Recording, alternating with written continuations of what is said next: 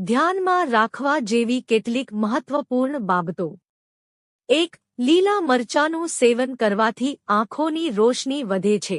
2. રોજ હાથપગ પર તેલ લગાવવાથી હાથપગ નરમ અને કોમળ રહે છે. 3. રોજ જામફળ ખાવાથી પેટ સાફ રહે છે.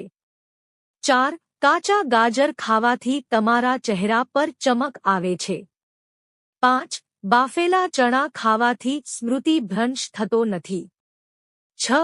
રાત્રે સમયસર સૂવાથી તણાવ દૂર થાય છે, હૃદય સ્વસ્થ રહે છે અને શરીરમાં સોજો ઓછો થાય છે. 7. જો તમારે તમારું સ્વાસ્થ્ય જાળવવું હોય તો તમારું ખાવાનું થોડું ઓછું કરો. 8. સફરજનનો જામ ખાવાથી હૃદય સ્વસ્થ રહે છે. 9. શરીરમાં એસિડ દૂર કરવા માટે આદુ ખાઓ.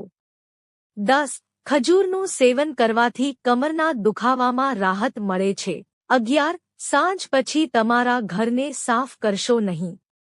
12. રાત્રે કાચા ડુંગળીનું સેવન ન કરો, તેનાથી તાવ આવી શકે છે. 13.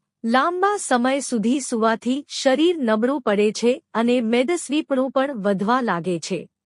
14. ખૂબ જલ્દી ખાવાથી ખોરાક બરાબર પચતો નથી અને પાચનમાં તકલીફ થાય છે, તેથી ખોરાક ધીમે ધીમે અને ચાવ્યા પછી ખાઓ.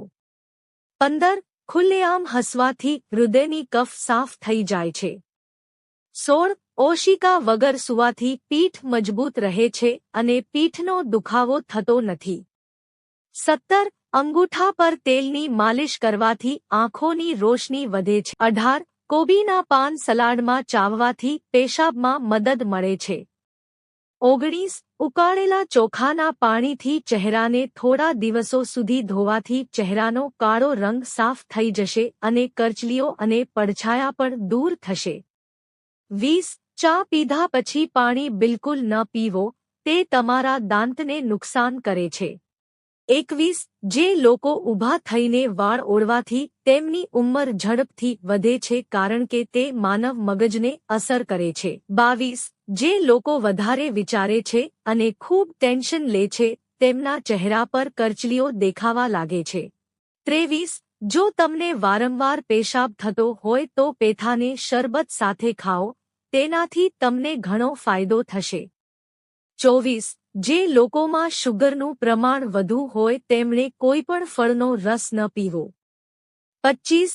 વ્યક્તિએ ખૂબ ગરમ ખોરાક ન ખાવો જોઈએ, તેના કારણે લોટને ખોરાક પચાવવા માટે વધુ મહેનત કરવી પડે છે. 26. કોળું ખાવાથી આંખોની રોશની વધે છે અને શાંત ઊંઘ પણ આવે છે. 27. જો તમારા વાળ ઘણા ખરતા હોય તો બાફેલા ચોખાના પાણીથી માથું ધોઈ લો, તેનાથી વાળ ખરતા બંધ થઈ જશે. 28. લીંબુ પાણી શ્વાસની દુર્ગંધ દૂર કરે છે. 29. ગરમ દૂધ પછી તરત જ પાણી પીવાથી ઉધરસ થઈ શકે છે. 30. જો તમને પાઇલ્સની સમસ્યા હોય તો તમારા પગના તળિયાને તાજા દૂધથી માલિશ કરો. 31. વધુ પડતું મીઠું દૂધ પીવાથી કફની રચના થાય છે. 32. વધુ પડતી ચા પીવાથી દાંત નબળા પડે છે. 33. રોજ નારંગી ખાવાથી રંગ સુધરે છે અને હૃદય અને દિમાગને પણ શક્તિ મળે છે. 34. શરીરના કોઈપણ ભાગમાં દુખાવો હોય તો સેલરીના તેલથી માલિશ કરો.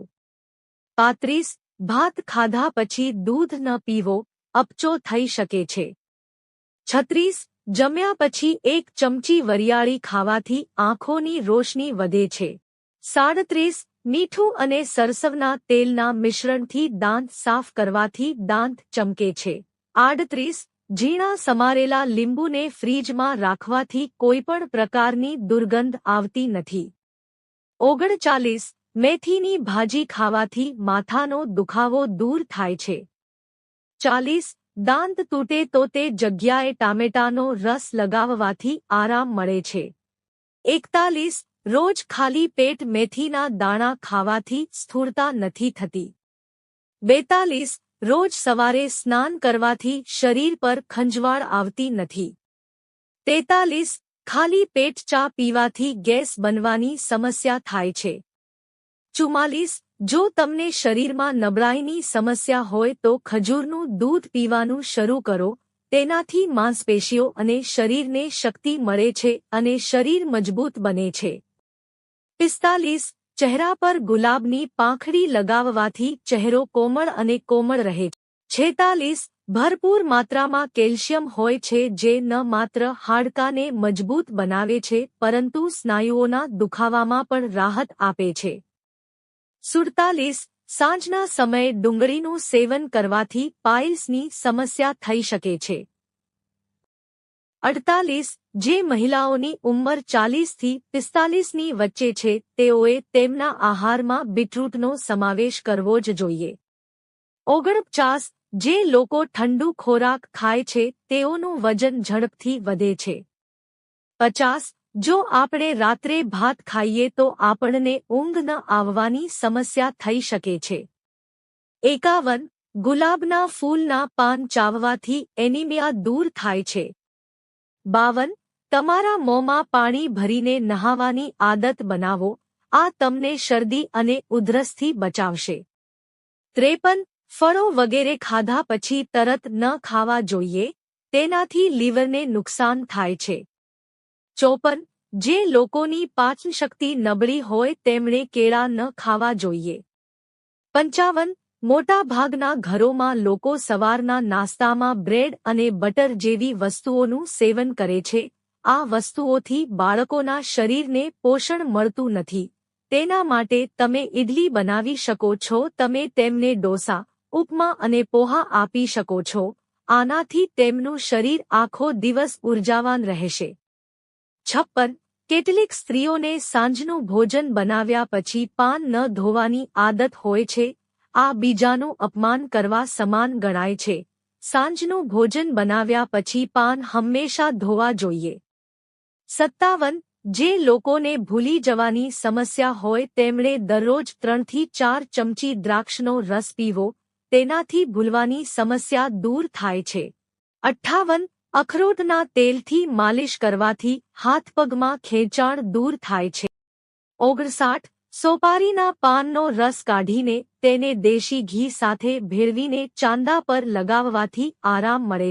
60. જો તમને કમરના દુખાવાની સમસ્યા હોય તો સરસવના તેલમાં લસણની 1-2 કળી પકાવો અને આ તેલથી માલિશ કરો, તેનાથી આરામ મળશે. 61. કમળ કાકડી ખાવાથી ત્વચા અને વાળમાં ચમક આવે છે, તે વિટામિનનો સારો સ્ત્રોત છે. 62. જો તમે શિયાળામાં ગરમ પાણી પીતા હોવ તો તમારે એક મર્યાદા નક્કી કરવી જોઈએ, તેનાથી વધુ ગરમ પાણી ન પીવું કારણ કે વધુ પડતું ગરમ પાણી પીવું સ્વાસ્થ્ય માટે પણ હાનિકારક હોઈ શકે છે. મિત્રો, જો તમને વિડિયો પસંદ આવ્યો હોય તો વિડિયોને લાઇક કરો અને ચેનલને સબસ્ક્રાઇબ કરો. વિડિયો જોવા બદલ આપ સૌનો આભાર.